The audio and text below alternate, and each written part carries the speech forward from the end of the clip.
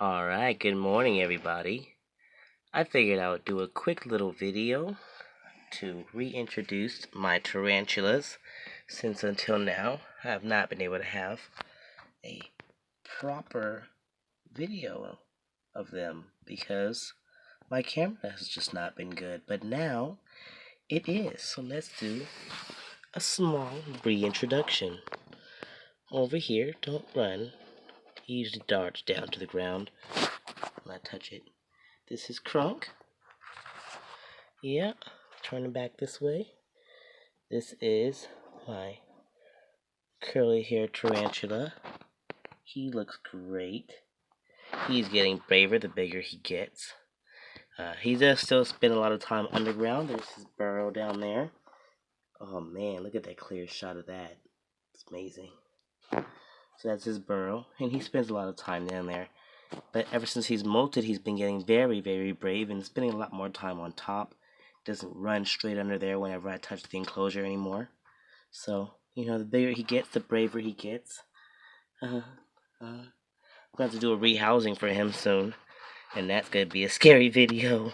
But I'm going to have to do it, and you guys get to watch me squeal and be scary.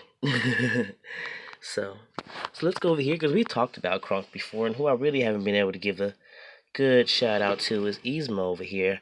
I mean, look at the work she's put in here. Let me just show you. You see that? You see that? That's a funnel. That's a funnel web.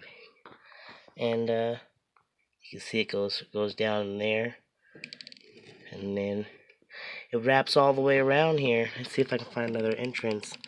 Oh, not from there. Maybe from the top I can see. How about that? There we go. See if I can get the lid off. There we go. No biggie. So look at that. Right there. That's a burrow. Or that's a entrance to the funnel webbing that she has created. There's another one down there, and it kind of goes up and back down. And then, of course, the one that she is in, which goes down the side. Just amazing work. I mean, just amazing. And there she is, in all her lovely glory. Oh, wow. She is super beautiful. She's just amazing. Look at her. Who'd have thought? Who'd have thought there'd be a period in my life where I would happily be handling a tarantula in its enclosure. Now, I do have a situation there. You see that?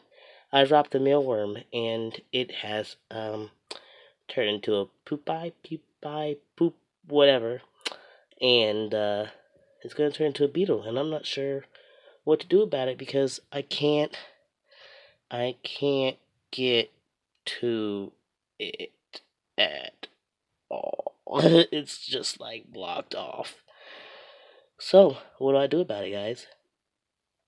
If you keep tarantulas, you might have an idea of what I can do.